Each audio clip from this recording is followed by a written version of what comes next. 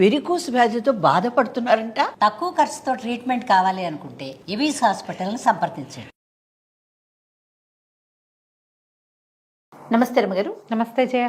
రమగారు, పౌర్ణమి మనము ప్రతి నెల వస్తూ ఉంటుంది, చేసుకుంటూ ఉంటాం.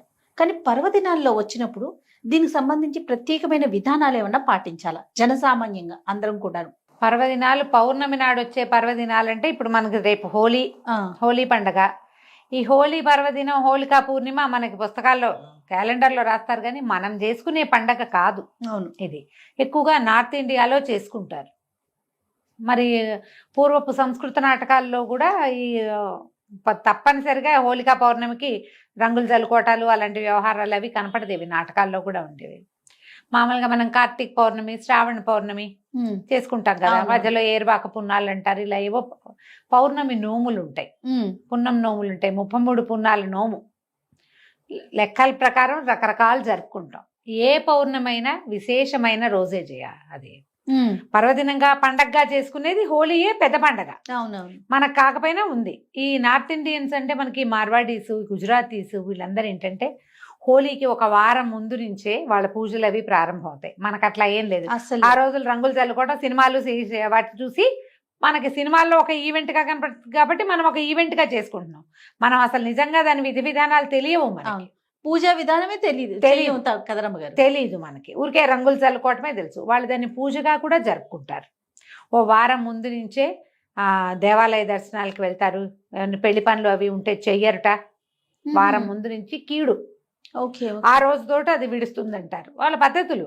మనకు అవేం తెలియవు. మేము కూడా ఈ మధ్య తెలుసుకున్నాను. నేను కొత్త కొత్త బంధువుల రాకల వల్ల తెలుస్తున్నాయి, కానీ లేకపోతే మనకు అసలు తెలియదు. ఏ పౌర్ణమైనా మనకి పర్వదినమే. పౌర్ణమి నాడు మనకి ఎట్లా అంటే ఇప్పుడు మామూలుగా మనం చాంద్రమానం కదా, మన కథ అంతా చాంద్రమానంలోనే మనం అన్ని పర్వదినాలు పండుగలు చేసుకుంటాం. మనం ఒక సౌరమానపు పండగ ఏమిటి మంది, మకర సంక్రమణం ఒక్కటే, అంతే. మిగిలినవన్నీ చంద్రుడితోటే మన పండగలన్నీ ఉంటాయి. శ్రీరామనవమను, కృష్ణాష్టమను, వినాయక చవితను కదా, బలిపాడ్యమి దగ్గర నుంచి బాయి దూజను అది కూడా చేస్తాం కదా, భగినీ హస్త భోజనం. అవునండి కదా, యమ ద్వితీయ, ఇవి చూడు అన్ని తిథుల ప్రకారమే ఉంటాయి.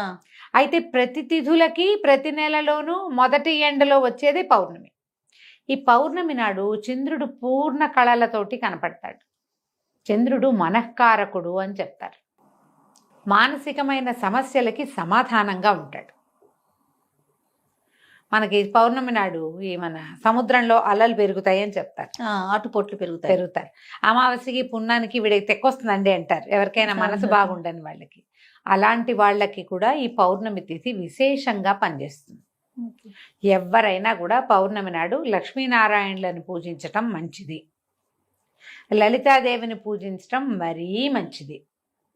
యుక్త వయసులో ఉన్న ఆడపిల్లలు, వివాహం కాని వాళ్ళు కానీ, సంతానం కలగని వాళ్ళు కానీ, ఏవైనా గ్రహదోషాలు లాంటి వాటితోటి బాధపడే వాళ్ళు కానీ, మానసికమైన అనారోగ్యంతో ఉన్నవాళ్ళు కానీ పౌర్ణమి నాడు పగలు ఉపవాసం ఉండి సాయంకాలం విష్ణు పూజ కానీ, లక్ష్మీ పూజ కానీ, లలితా పూజ కానీ ఏదైనా ఒకటి చేసుకుంటే ఈ సమస్యల్లోంచి బయటపడచ్చు.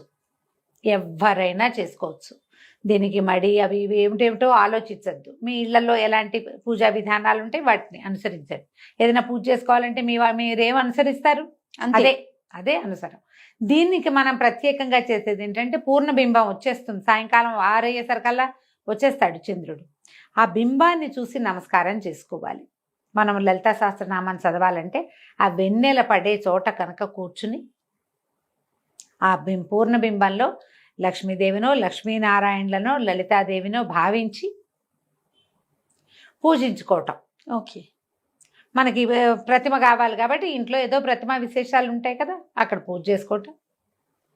వెండి గిన్నెలో పాయసం, పాలతోటి పాయసం చేసి పరమాన్నం చేయటం. అన్నంతో, సేమ్యాలు కాదు, సగ్గు బియ్యం కాదు, అన్నం వేసి బియ్యంతో పాలు పోసి క్షీరాన్నం చేసి వెండి పాత్రలో వేసి నివేదన చేసి ఆ ప్రసాదం తీసుకుంటే మనకి ఈ సమస్యలు తీరుతాయని చెప్తారు.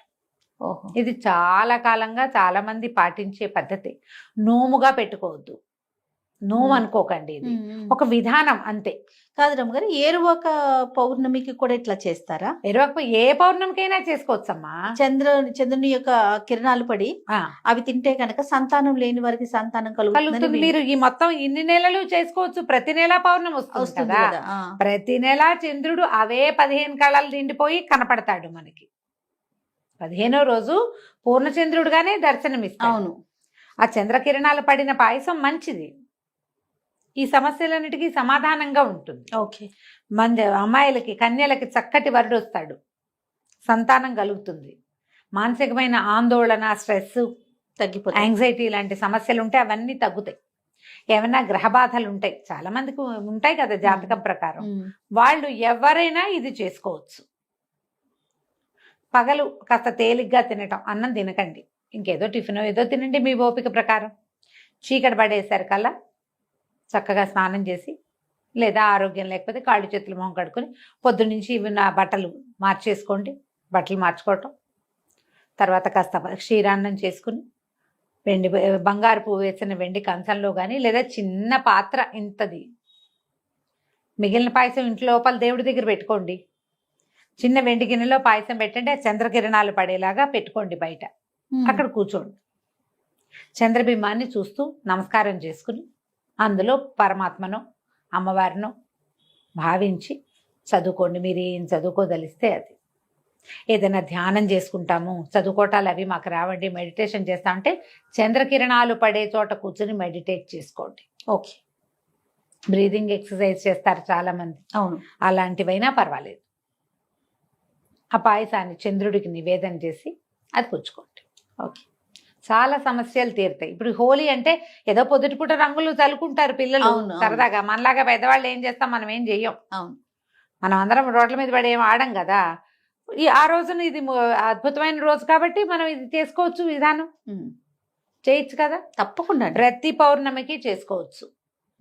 పిల్లలకి అలవాటు చేయండి, చక్కగా ఇంటిల్లిపాది కూర్చుని చదువుకోవచ్చు, సహస్రనామం చదువుకోవచ్చు, విష్ణు సహస్రనామం చదవచ్చు, లలిత సహస్రనామం చదువుకోవచ్చు. సూర్య భగవానుడికి మనం ప్రతిరోజు ఉదయం చేస్తాం, నమస్కారం చేసుకుంటాం. అదే ఈయనకి 15 రోజులకి ఒక్కసారి, 15 రోజులకు ఒకసారి. తర్వాత ఏం చేస్తారంటే చంద్రుడికో నూలు పోగని ఎప్పుడైనా వింటారు కదా. ఈ నూలు పోగని ఒట్టి మాట కాదు చేయాలి, నెలపొడుపు వస్తుంది కదా, చంద్రవంక వస్తాడు చూడు, అప్పుడు వస్త్రంలోంచి ఒక నూలు పోగు వేస్తారు, వేసేవాళ్ళు ఇది వరకు.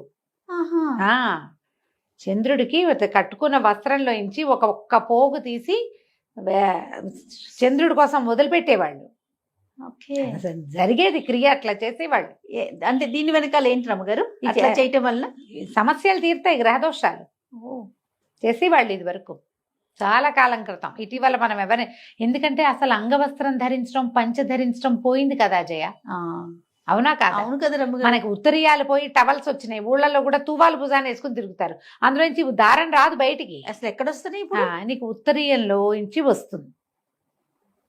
కండువా వేసుకునేవాళ్ళు కదా పల్చటివి, అందులో నుంచి వస్తాయి. కట్టుకున్న వస్త్రం నుంచి ఒక్క పోగు తీసి అట్లా పోగు అట్లా కంత కనపడతాడు కదా నెలపొడుపు, ఆ పొడిచినప్పుడు అట్లా చంద్రుడికి సమర్పించటం.